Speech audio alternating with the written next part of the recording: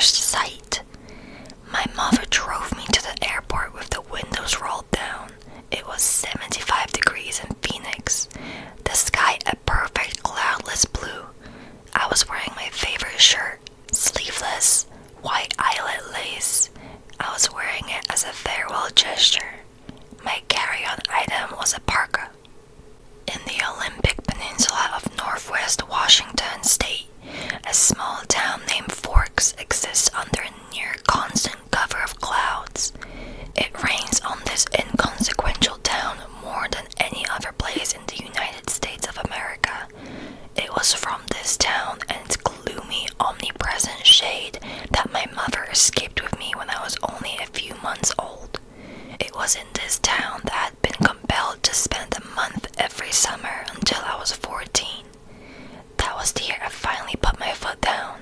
These past 3 summers, my dad, Charlie, vacationed with me in California for 2 weeks instead. It was to Forks that I now exiled myself, an action that I took with great horror. I detested Forks. I loved Phoenix. I loved the sun and the blistering heat. I loved the vigorous, sprawling city. Bella, my mom said to me the last of 1,000 times before I got on the plane, you don't have to do this. My mom looks like me, except with short hair and laugh lines. I felt a spasm of panic as I stared at her wide, childlike eyes. How could I leave my loving, erratic, harebrained mother to fend for herself? Of course she had a fill now, so the bills would probably get paid. There would be food in the refrigerator, gas in her car, and someone to call when she got lost, but still. I wanted to go, I lied. I had always been a bad liar, but I'd been saying this lie so frequently lately that it sounded almost convincing now. Tell Charlie I said hi. I will. I'll see you soon, she insisted. You can come home whenever you want. I'll come right back as soon as you need me. But I could see the sacrifice in her eyes behind the promise. Don't worry about me, I urged. It'll be great. I love you, Mom. She hugged me tightly for a minute, and then I got on the plane, and she was gone. It's a 4-hour flight from Phoenix to Seattle, another hour in a small plane up to Port Angeles, and then an hour drive back down to Forks. Flying doesn't bother me. The hour in the car with Charlie, though, I was a little worried about. Charlie had really been very nice about the whole thing. He seemed genuinely pleased I was coming to live with him for the first time with any degree of permanence. He'd already got me registered for high school and was going to help me get a car. But it was sure to be awkward with Charlie. Neither of us was what anyone would call verbose, and I didn't know what there was to say regardless. I knew he was more than a little confused by my decision.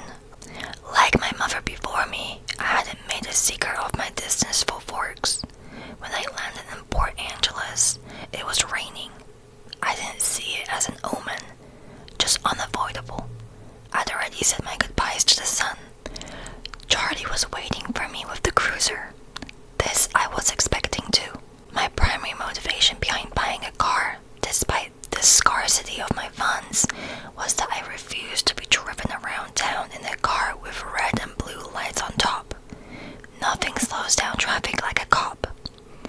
Charlie gave me an awkward one-armed hug when I stumbled my way off the plane. It's good to see you, Bells, he said, smiling as he automatically caught and steadied me. You haven't changed much. How is Renee?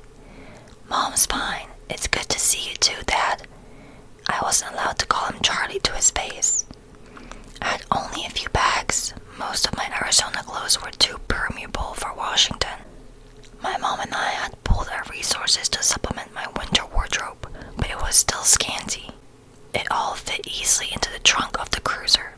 I found a good car for you, really cheap, he announced when we were strapped in. What kind of car? I was suspicious of the way he said good car for you, as opposed to just good car. Well, it's a truck actually, a Chevy. Where did you find it? Do you remember Billy Black down at La Push? La Push is the tiny Indian reservation on the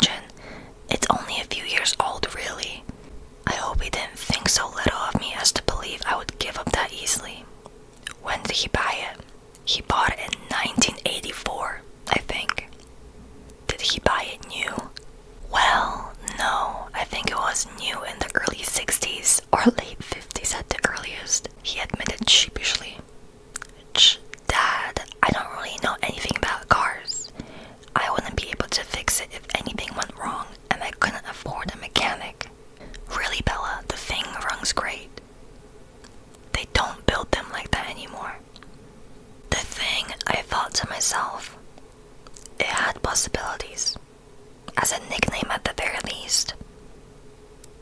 How cheap is cheap? After all, that was the part I couldn't compromise on. Well, honey, I kind of already bought it for you, as a homecoming gift. Charlie peeked sideways at me with a hopeful expression. Wow, free. You didn't need to do that bad. I was going to buy myself a car. I don't mind. I want you to be happy here. He was looking ahead at the road when he said this. Charlie wasn't comfortable with expressing his emotions out loud. I inherited that from him, so I was looking straight ahead as I responded. That's really nice, Dad. Thanks. I really appreciate it. No need to add that my being happy in Forks is an impossibility. He didn't need to suffer along with me, and I never looked a free truck in the mouth or engine. Well now, you're welcome, he mumbled, embarrassed by my thanks. We exchanged a few more comments on the weather, which was wet, and that was pretty much it for conversation. We stared out the window in silence. It was beautiful, of course. I couldn't deny that. Everything was green.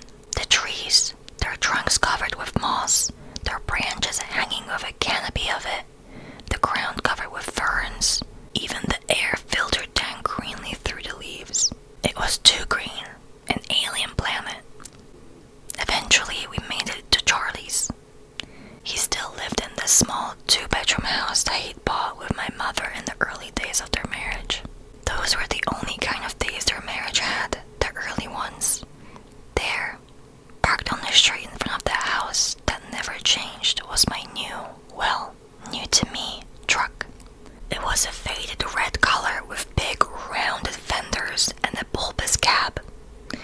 To my intense surprise, I loved it. I didn't know if it would run, but I could see myself in it. Plus, it was one of those solid iron affairs that never gets damaged. The kind you see at the scene of an accident. Paint unscratched, surrounded by the pieces of the foreign car it had destroyed. Wow, Dad, I love it, thanks. Now my horrific day tomorrow would be just that much less dreadful. I wouldn't be faced with the choice of either walking 2 miles in the rain to school or accepting a ride in the Chief's cruiser. I'm glad you like it, Charlie said gruffly, embarrassed again. It took only one trip to get all of my stuff upstairs. I got the west bedroom that faced out over the front yard. The room was familiar. It had been belonged to me since I was born. The wooden floor, the light blue walls, the peaked ceiling, the yellowed lace curtains around the window. Those were all a part of my childhood. The only changes Charlie had ever made were switching the crib for a bed and adding a desk as I grew.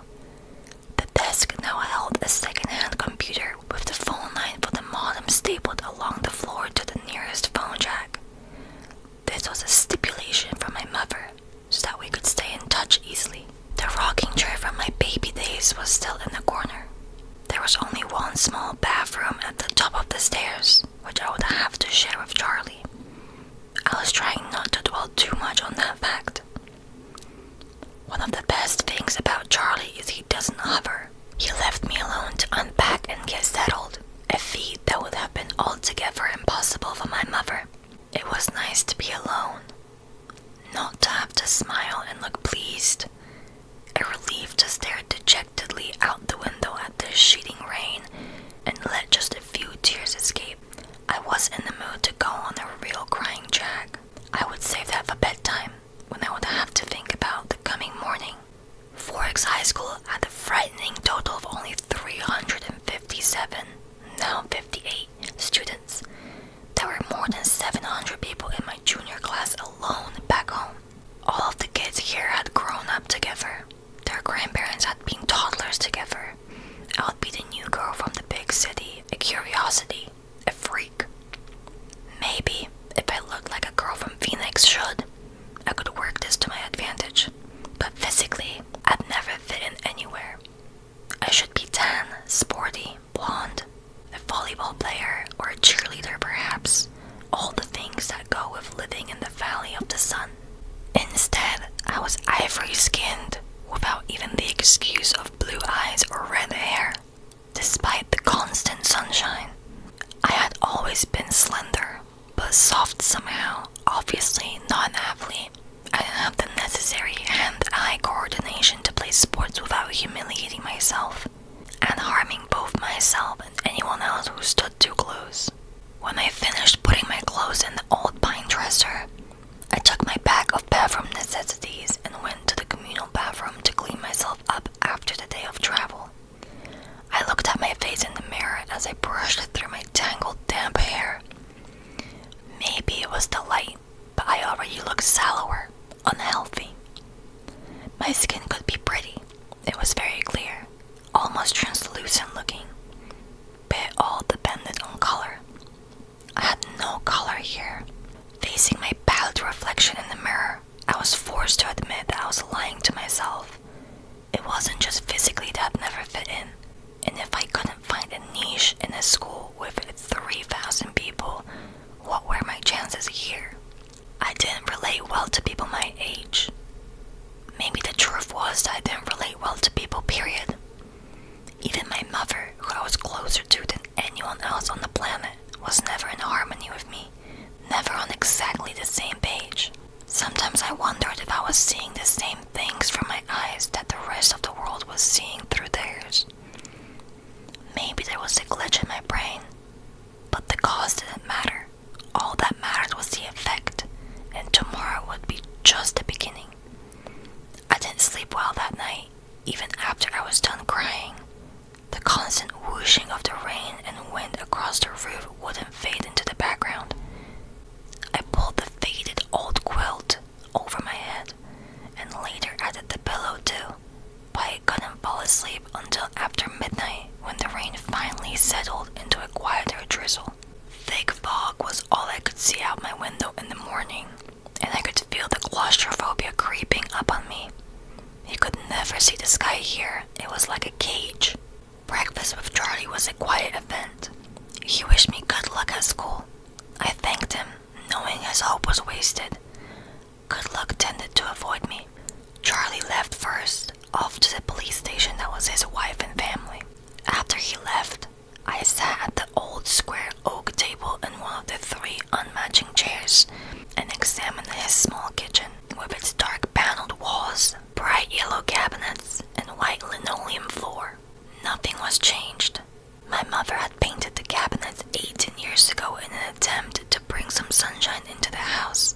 Over the small fireplace in the adjoining handkerchief-sized family room was a row of pictures. First, a wedding picture of Charlie and my mom in Las Vegas. Then, one of the 3 of us in the hospital after I was born, taken by a helpful nurse, followed by the procession of my school pictures up to last year's. Those were embarrassing to look at. I would have to see what I could do to get Charlie to put them somewhere else, at least while I was living here. It was impossible being in this house not to realize that Charlie had never gone over my mom. It made me uncomfortable. I didn't want to be too early to school, but I couldn't stay in the house anymore. I donned my jacket, which had the feel of a biohazard suit, and headed out into the rain. It was just drizzling still, not enough to soak me through immediately as I reached for the house key that was always hidden under the eaves by the door and locked up. The sloshing of my new waterproof boots was unnerving. I missed the normal crunch of gravel as I walked. I couldn't pause and admire my truck again as I wanted. I was in a hurry to get out of the misty wet that swirled around my head and clung to my hair under my hood. Inside the truck, it was nice and dry. Either Billy or Charlie had obviously cleaned it up, but the tan, upholstered seats still smelled faintly of tobacco, gasoline, and peppermint. The engine started quickly, to my relief, but loudly, roaring to life and then idling at top volume. Well, a truck this old was bound to have a flaw. The antique radio worked, a plus that I hadn't expected. Finding the school wasn't difficult, though I'd never been there before. The school was, like most other things, just off the highway. It was not obvious that it was a school, only the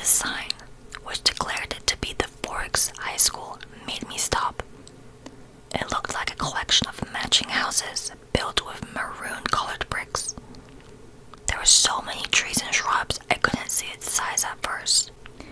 Where was the feel of the institution? I wondered nostalgically. Where were the chain link fences, the metal detectors? I parked in front of the first building, which had a small sign over the door reading front office.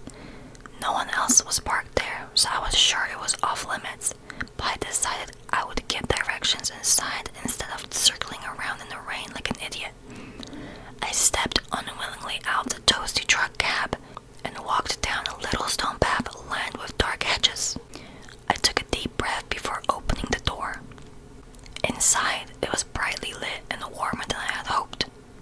The office was small, a little waiting area with padded folding chairs, orange-flecked commercial carpet, notices and awards glittering the walls, a big clock ticking loudly. Plants grew everywhere in large plastic pots as if there wasn't enough greenery outside.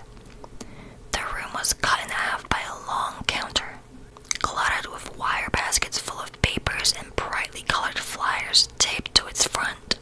There were 3 desks behind the counter, one of which was manned by a large red-haired woman wearing glasses.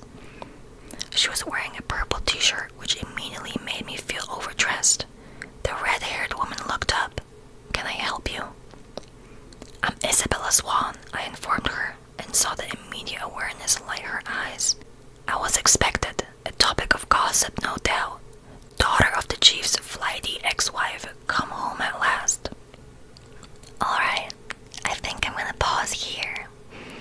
I'm so sorry for all the background noise.